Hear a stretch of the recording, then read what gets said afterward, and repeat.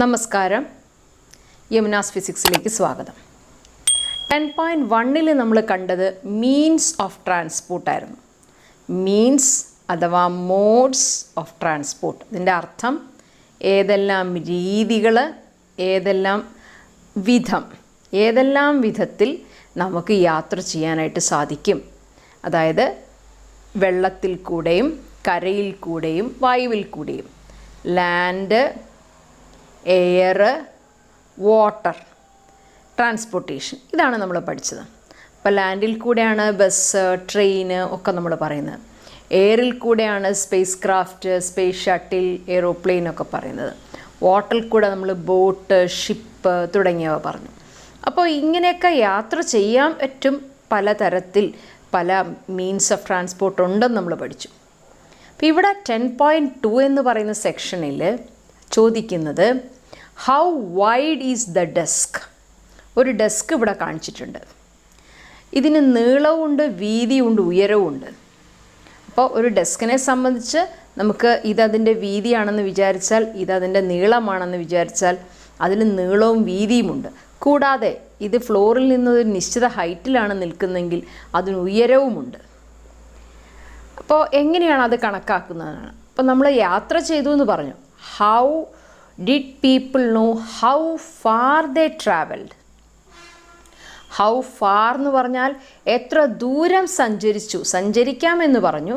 പക്ഷേ എത്ര ദൂരം, ഹൗ ഫാർ എന്ന് പറഞ്ഞാൽ എത്രയാണ്, എത്ര എന്നുള്ളതാണ് ഹൗ എന്നുള്ള വാക്കിൻ്റെ അർത്ഥം.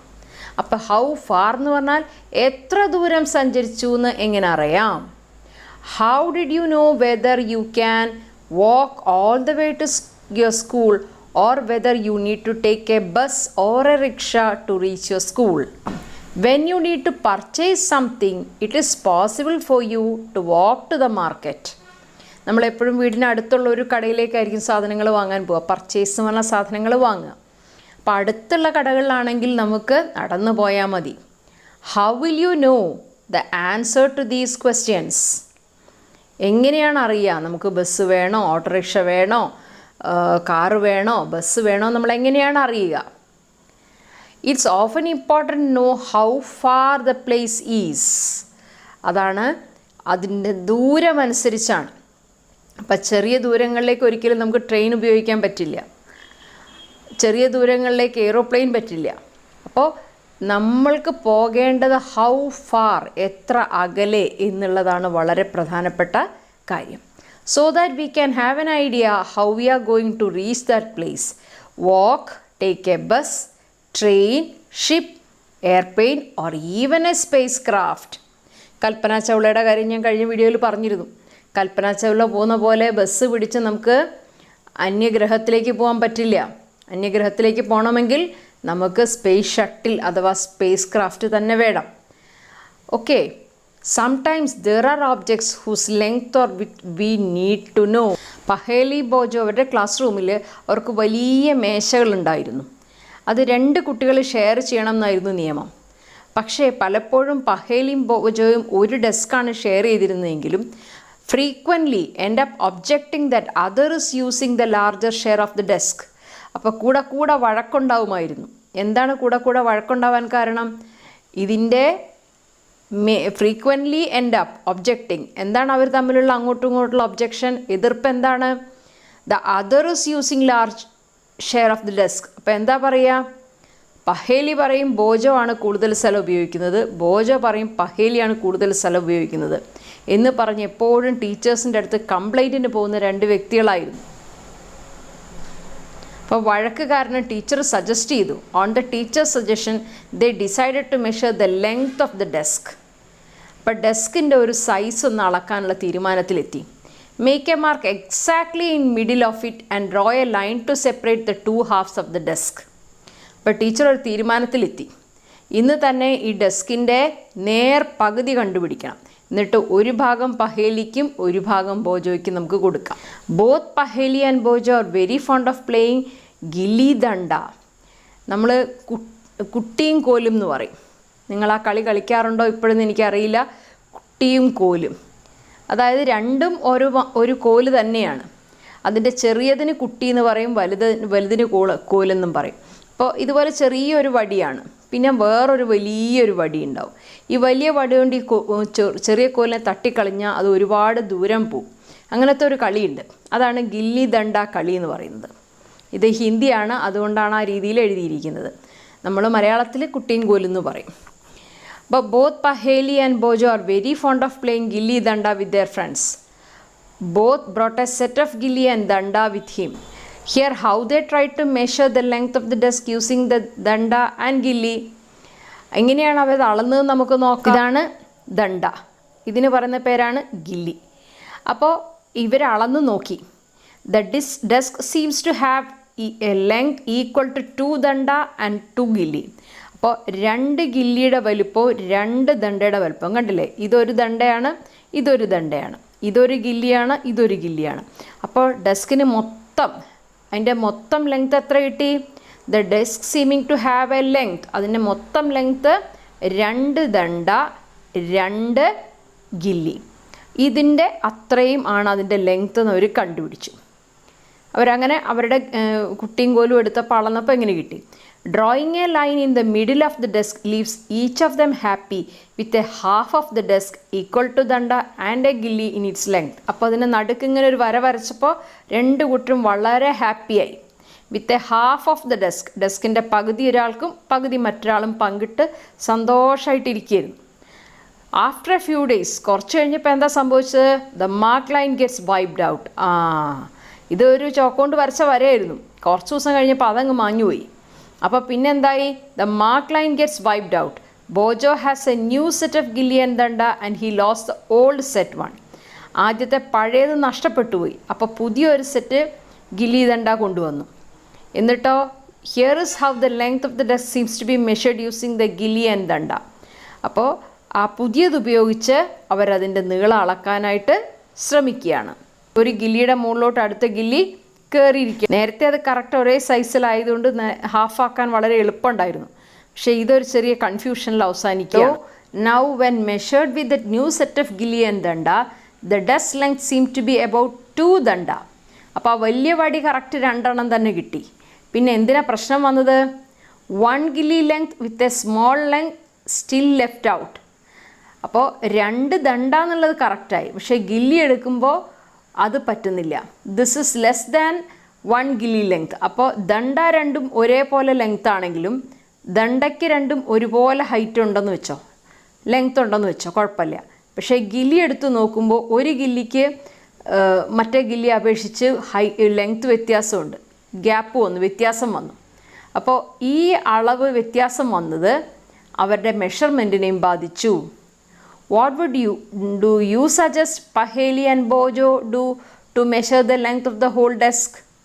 Can they use a cricket wicket and balls to measure the length, or do you think that this might create similar problem? അപ്പോൾ ഇതേപോലെ കുട്ടിയും കോലും പോലെ നിങ്ങൾക്ക് തോന്നുന്നുണ്ടോ ഒരു ക്രിക്കറ്റിൻ്റെ വിക്കറ്റും ബോളും കൂടെ ഉപയോഗിച്ച് കഴിഞ്ഞാൽ ലെങ്ത് അളക്കാൻ പറ്റുമോ, കൃത്യമായിട്ട് അതിൻ്റെ ലെങ്ത് അളന്ന് കിട്ടുമോ എന്ന് നിങ്ങൾക്ക് തോന്നുന്നുണ്ടോ? One thing they could do is to take a small length of string and mark 2 points on it. This will be the string length. അപ്പോൾ അവർക്ക് ചെയ്യാൻ പറ്റുന്ന ഒരു കാര്യം, ഒരു നൂലെടുക്കുക, ഒരു നീളമുള്ളൊരു നൂലെടുത്തിട്ട് അതിൽ 2 മാർക്കിംഗ് ഉണ്ടാക്കുക. ഈ മാർക്കിൻ്റെ ഇടയിലുള്ള അകലം കണക്കാക്കി വയ്ക്കുക. അതിന് സ്ട്രിങ് ലെങ്ത് എന്ന് പറയും. സ്ട്രിങ്ങിൻ്റെ നീളം, ഒരു നൂലെടുക്കുക, നൂലുകൊണ്ട് അതിൻ്റെ നീളം അളക്കുക. ഇനിയും അതിലും ചെറിയ നീളം എങ്ങനെ അളക്കും എന്നാണ് ചോദ്യം. They can fold the string and mark it into half, 1/4, 1/8. Now perhaps Paheli and Bujo can measure the exact length of the desk using the string. അപ്പോൾ സ്ട്രിങ് ഉപയോഗിച്ച് കൃത്യമായിട്ട് അതിൻ്റെ നീളവും വീതിയൊക്കെ അളക്കാനായിട്ട്, മേശയുടെ നീളവും വീതി അളക്കാനായിട്ട് ബോജോയ്ക്ക് കഴിയും. You would say that they should use the scale in the geometry box and solve the problem. Yes, of course.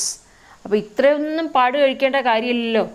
പിന്നെ നമ്മുടെ പെൻസിൽ ബോക്സിൽ എന്തായാലും സ്കെയില് കാണും. ആ സ്കെയില് കൊണ്ടുവന്ന് അളന്നാൽ പോരേ എന്നാണ് ചോദിക്കുന്നത്. Bojo has been reading about the way people use to measure the distances. Before such standard scales were made, he has been trying to follow different methods for measuring distances.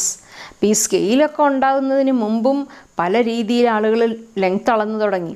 There are so many occasions when we come across to need to measure length and distances. അപ്പോൾ അതെങ്ങനെയൊക്കെയാണെന്ന് നോക്കാം.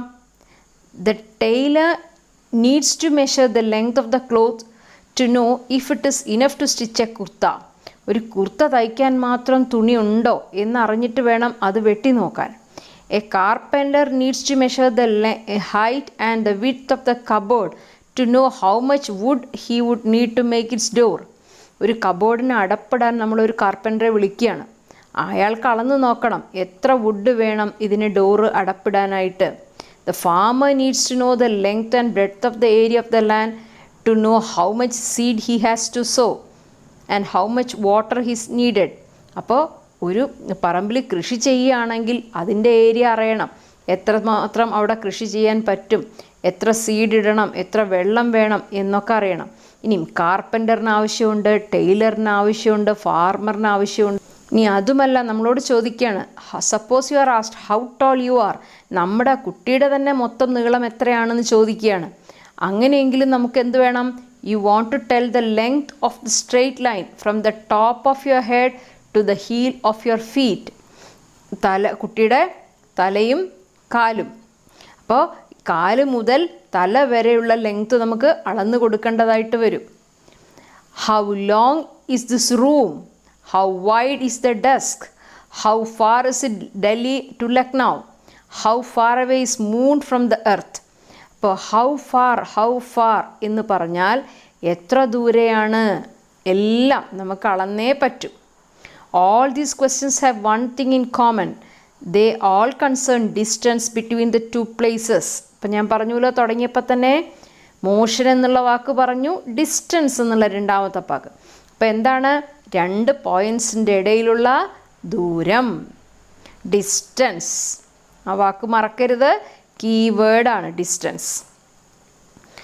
The two places may be close enough like the two ends of a table or they may far apart like Jammu and Kanyakumari. ഇപ്പോൾ India നമ്മൾ നോക്കുകയാണെങ്കിൽ India വരച്ചിങ്ങനെ എടുക്കുമ്പോൾ നമുക്കറിയാം ഇവിടെ ഇങ്ങനെ ഏത് വരും? ജമ്മു കാശ്മീർ. കന്യാകുമാരി എന്ന് പറയുമ്പോൾ ഏറെക്കുറെ ഈ ഭാഗത്ത് വരും. ഇപ്പോൾ ഇന്ത്യയുടെ മൊത്തം നീളം ഇതൊക്കെ നമുക്ക് ആവശ്യമുണ്ട്. എവിടെയാണ് ഇതിൻ്റെ ഇടയിലുള്ള അകലങ്ങളൊക്കെ, ഡിസ്റ്റൻസസ് ഒക്കെ നമുക്ക് അളക്കണം. Let us do a few measurements to see what exactly we need to do when we measure distance or length. 10.2-ൽ നമ്മൾ എന്താ പറയുന്നത്? എന്താണ് 10.2 പറയുന്നത്? നമുക്ക് ഡിസ്റ്റൻസ് അളക്കണം. എങ്ങനെ എന്ന് നമ്മൾ അളന്നിട്ടില്ല, ഡിസ്റ്റൻസ് അളക്കണം. അപ്പോൾ ഇവിടുത്തെ കീവേഡ് ഡിസ്റ്റൻസ് ആണ്. മനസ്സിലായോ? Okay, thank you.